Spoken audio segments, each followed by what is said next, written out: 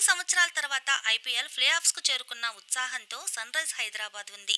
అయితే అదే జోరుతో టాప్ 2 ప్లేస్‌ని సాధించాలని కోరుకుంటుంది. ఉప్పల్ స్టేడియంలో మధ్యాహ్నం 3:30 నిమిషాలకు జరిగే తమ చివరి మ్యాచ్‌లో పంజాబ్ కింగ్స్‌ను ఓడించే టార్గెట్‌గా బరిలోకి దిగనుంది. అయితే గుజరాత్ టైటాన్స్ మొన్న జరగాల్సిన మ్యాచ్‌లో వర్షం కారణంగా రద్దయింది. దాంతో ఒక పాయింట్‌ను అయితే తన ఖాతాలో వేసుకుని ప్లే ఆఫ్స్‌కు చేరుకుంది. అలా ప్లే ఆఫ్స్‌కు చేరుకున్న హైదరాబాద్ ఈ రోజు పంజాబ్‌పై గెలిస్తే మొత్తం 17 పాయింట్లకు చేరుకుంటుంది. అయితే ఇంకొక వైపు గోహతిలో జరిగే లాస్ట్ లీగ్ పోర్లో రాజస్థాన్ కేకేఆర్‌ను ఓడిస్తే కనుక సన్‌రైజ్ హైదరాబాద్ రెండవ స్థానం దక్కించుకుంటుంది. అయితే ఈ క్రమంగా టాప్ 2లో నుండి మొదటి క్వాలిఫైడ్ అయ్యే అవకాశాన్ని వదిలేసుకోకూడదని సన్‌రైజ్ హైదరాబాద్ భావిస్తుంది. అయితే ఈ మ్యాచ్‌కి వర్షం ముప్పు అయితే పొంచి ఉండడం ఆనందాన్ని కలిగిస్తుంది. అయితే నిన్న సాయంత్రం వర్షం కారణంగా సన్‌రైజ్ ఆటగాళ్లు తమ ప్రాక్టీస్‌ని మధ్యలోనే ఆపేశారు.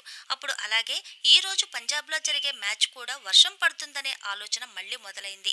అది కూడా 30% పడే అవకాశం ఉన్నట్లు తెలుస్తుంది. సన్ రైజర్స్ ఫ్యాన్స్ అందరూ కూడా వర్షం పడకపోతే బాగుంటుందని కోరుకుంటున్నారు. ఎందుకంటే ఈ రోజు పంజాబ్ పై గెలిచి అలాగే రాజస్థాన్ కోల్కతాపై ఓడితే కనుక రెండవ స్థానాన్ని చేరుకుని మొదటి మ్యాచ్లో ఆడే అవకాశం అయితే దక్కుతుంది. అలా గనుక జరిగితే మొదటి క్వాలిఫైయర్లో ఓడిపోయినా కూడా ఎలిమినేటర్ మ్యాచ్లో ఓడిపోయిన జట్టులో మరోసారి తలపడే అవకాశం వస్తుంది.